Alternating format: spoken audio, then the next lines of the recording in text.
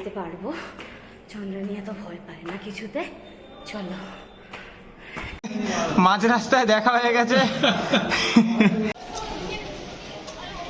এই হচ্ছে সূর্য ঘুরিতে যাওয়ার রাস্তা। আমরা এমন এক দেশে বসবাস করি যেটা হলো বিভিন্ন ধর্মের মিলনস্থল, তথা হিন্দু, মুসলিম, খ্রিস্টান, শিখ ও আরও বিভিন্ন রকমের ধর্মই হলো এই দেশের আসল বৈশিষ্ট্য। এই রকম বৈচিত্র্য আর কোনো দেশে আছে বলে আমার মনে হয় না। আর আমরা আমাদের চ্যানেলের মাধ্যমে এই বৈচিত্র্যগুলোকেই তুলে ধরার চেষ্টা করি। আবারও ওয়েলকাম ভ্লগিফাই অ্যান্ড মোরের আরও একটা নতুন ভিডিওতে। আজ তোমাদের নিয়ে চলে যাব পশ্চিমবঙ্গের তথা ভারতবর্ষের অতি প্রাচীন এক ইমামবাড়াতে। এই ইমামবাড়াটি অবস্থিত হুগলি জেলার ব্যান্ডেল শহরে। হাওড়া থেকে ব্যান্ডেল লোকাল ধরে ব্যান্ডেল স্টেশনে নেমে অটো বা টোটোর মাধ্যমে পৌঁছে যেতে পারো ইমামবাড়াতে। ইমামবাড়াতে ঢোকার টিকিট মূল্য মাত্র 10 টাকা। এই টিকিটে উল্লেখ করা রয়েছে ইমামবাড়ার 12টি দর্শনীয় স্থান। ইমামবাড়ায় প্রবেশ সময় সকাল 8টা থেকে বিকেল 5টা পর্যন্ত। চলো ইমামবাড়াটা ঘুরতে ঘুরতে তোমাদের সাথে সম্পূর্ণ ইতিহাসটা শেয়ার করে নিই। এই অপরূপ ইমামবাড়াটি তৈরি হয়েছিল 1841 থেকে 1861 সাল, দীর্ঘ 20 বছর ধরে। মানবপ্রেমী হাজী মোহাম্মদ মহসিনের রেখে যাওয়া অর্থ বা ফান্ড থেকে তৈরি হয়েছিল এই হুগলি ইমামবাড়া। ধর্মীয় রীতি, শিক্ষা, জনকল্যাণমূলক কাজের জন্য হাজী মোহাম্মদ মহসিন জাতি, ধর্ম, বর্ণ নির্বিশেষে তার সম্পত্তিকে দেবোত্তর করেছিলেন। হাজী মোহাম্মদ মহসিন সাহেবকে এক কথায় দানবীরও বলা হতো। তখনকার সময় 2,17,417 টাকা ব্যয়ে দীর্ঘ 20 বছর ধরে ইমামবাড়াটি তৈরি হয়। অসাধারণ ইসলামিক স্থাপত্য ও শিল্পের নিদর্শন এই ইমামবাড়া। ইমামবাড়ার প্রবেশদ্বার দিয়ে প্রবেশের পরে দুপাশে চোখে পড়বে প্রকাণ্ড ইমারত এবং একদম সামনে দেখতে পাবে উপাসনালয়, যার ভিতরে রয়েছে রং বেরঙের ঝাড় লণ্ঠন। উপাসনালয়ের দেওয়াল জুড়ে লেখা রয়েছে পবিত্র কোরআন শরীফের আয়াত। এই দুর্দান্ত স্থাপত্যের প্রধান আকর্ষণ হল সুউচ্চ প্রবেশপথ, যার মধ্যে 150 ফুট উঁচু মিনার রয়েছে, যার মধ্যে বিরাজমান সেই বিশাল ঘড়িটি, যা কিনা ইমামবাড়ার প্রধান নিদর্শন।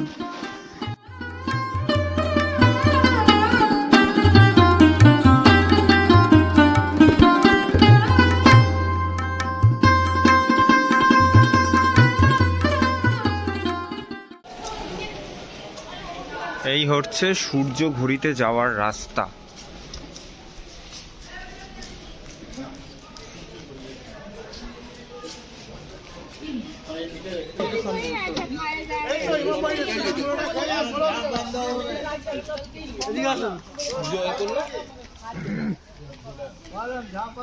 এই হচ্ছে সূর্য ঘড়ি।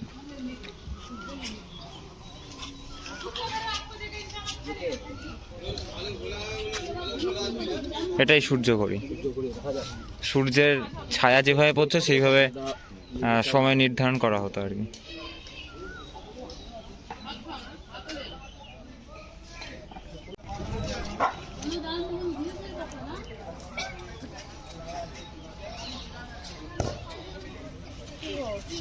তোমরা দেখতেই পেলে ইমামবাড়াটা কতটা সুন্দর এবং কতটা বিশাল। আর এই ইমামবাড়ার ভেতরে ঢুকে এইটুকুনি তো বোঝাই যাচ্ছে বাংলার যে ভাস্কর্য ছিল সেটা কিন্তু কোনো অংশে কম ছিল না, বরং প্রত্যেকটা দালানের সিঁড়ির মধ্যে যে ঝাড়লণ্ঠন দেওয়া রয়েছে তার মধ্যে একটা ঐতিহাসিক ব্যাপার কিন্তু বরাবরের থেকেই যাচ্ছে। তো এবার আমরা ঘুরে দেখব ইমামবাড়ার ওপরের অংশটা, যেখানে রয়েছে কিন্তু সেই বিখ্যাত ঘড়িটা।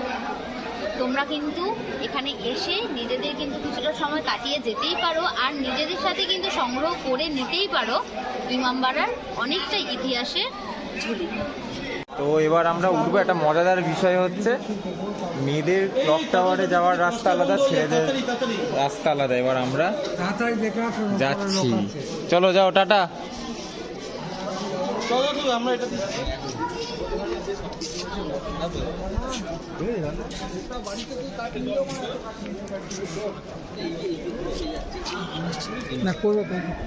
তো উঠছি আমরা এখন ক্লক টাওয়ারে।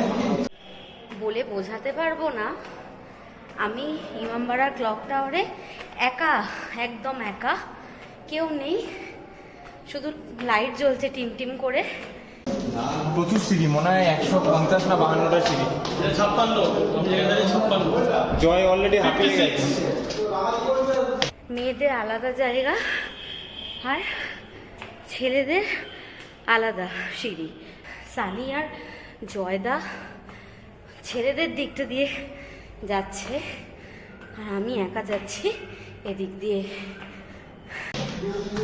ভিতরটা একটু অন্ধকার, একটু দেখিয়ে দিই তোমাদের, ঠিক আছে? কোনো অসুবিধা নেই। মাঝ রাস্তায় দেখা হয়ে গেছে, ওই যে ওই পারে বল 131 নম্বরে আছে। 131-এ গিয়ে দেখা হয়েছে মাঝ রাস্তায়। এখনো যতটা এলাম ততটা। বিশাল বড়, বিশাল বড়। আসলে মেয়েরা উঠতে পারে না, ওই জন্য। চলো চলো, এগো এগো এগো।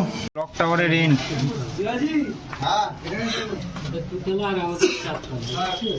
কোথায়?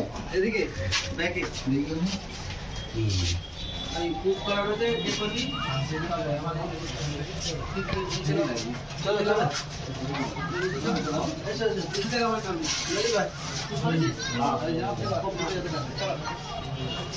এই 153টা কি?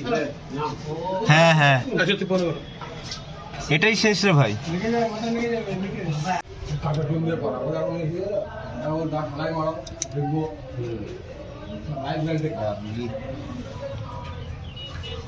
তো আমরা এই ক্লক টাওয়ারের উপর থেকে ঘুরে এলাম, ঠিক আছে? পুরো ঘাম, সবার হালুয়া টাইট হয়ে গেছে একদম। 153 খানা সিঁড়ি। আর তোমরা দেখতেই পেলে ক্লক টাওয়ারের ওই উপর থেকে কি সুন্দর নাই দেখতে লাগে ইমামবাড়াটা। আর আমি এত দেখবার মানে ভাবার সময়ই দিইনি, কারণ আমি উঠেছি যেইভাবে সেইভাবেই নিচে নেমে চলে এসেছি, কারণ কেউ নেই, একা আমি একটা মেয়ে, টিম টিম করে আলো জ্বলছে, আমার মনে হচ্ছিল না আর কিছু দেখবো বলে। কিন্তু দেখতে খুব সুন্দর লাগছিল। সুন্দর লাগছিল। যাই হোক, আমি ভিজুয়ালি মানে দেখতে পারিনি, কিন্তু ফোনে ও দেখে ও নিয়েছি। ব্লগে দেখে নেবে তোমাদের মতোই, আমিও ব্লগে ও ব্লগে দেখবে। নামার সময় টাইম ল্যাপস করতে ভালো হতো নামাটা। আর একবার ক্লক টাওয়ারটা একবার এখান থেকে দেখিয়ে দিই তোমাদের, ঠিক ওই উপরটাতেই একদম টপে। ওই ঘড়িটার দামটা বলে দে। আর ঘড়িটার দাম নাকি হচ্ছে তখন 11,721 টাকা। কত মানে কোন সময়, এটা কত সালে? সময়টা ওটা দেখতে হবে। যাই হোক, বহু বছর আগে, যেটা এখন হয়তো 11 কোটির সমান হবে। আর ওই চাবির দম দেওয়ার যে চাবিটার ওজন নাকি 20 কেজি। সেই দম দেওয়ার জন্য সেই চাবিটাকে চাগাতে দুজনকে ধরে চাগাতে হতো। কেমন লাগলো অবশ্যই জানিও। তো কেমন লাগলো হুগলি ইমামবাড়া? আশা করি আমাদের মতো তোমাদেরও খুবই ভালো লাগছে। সত্যি ঐতিহাসিক ব্যাপার, এত যে বাংলার প্রত্যেকটা রন্ধে রন্ধে লুকিয়ে রয়েছে, এটাকে ভালোভাবে জানবার জন্য, চেনার জন্য না আমাদের একটু এদিক ওদিক বেরোনোর দরকার। আর চ্যানেলটাও সাবস্ক্রাইব করতে হবে তার জন্য। একদম, চ্যানেলটাকে সাবস্ক্রাইব করলে আরও অনেক ঐতিহাসিক জায়গা আমরা যাব, তোমাদেরকে অবশ্যই নিয়ে যাব। আর তোমরা কিন্তু আরও জানতে পারবে, আরও উৎসাহিত হবে আমাদের চ্যানেল দেখে, আর এই সমস্ত জায়গা অবশ্যই চলে আসতে পারবে। তো অবশ্যই জানিও কেমন লাগলো আমাদের এই ট্রিপটা। আর যদি ভালো লেগে থাকে তো অবশ্যই একটা শেয়ার, লাইক আর সাবস্ক্রাইব তো আমাদের জন্য দরকারি। মানে তোমরা দেখতেই পাচ্ছ আমরা কীরকম বিধ্বস্ত হয়ে গেছি, শুধুমাত্র নিজেদের চ্যানেল গ্রোয়ের জন্য নয়, তোমাদেরকেও কিছু ইনফরমেশান যাতে আমরা দিতে পারি, তোমাদের সাথে যাতে ভাগ করে নিতে পারি আমাদের সুখ দুঃখ, ভালো লাগা ভালো মন্দ, তো তার জন্যই কিন্তু ব্লগিফাই অ্যান্ড মুভ। তো চলো, আবার দেখা হবে নতুন কোনো ব্লগেতে তোমাদের সাথে। তো ততদিনের জন্য খুব ভালো থাকো, সুস্থ থাকো, সুন্দর থাকো, আর চ্যানেলটা কিন্তু অবশ্যই সাবস্ক্রাইব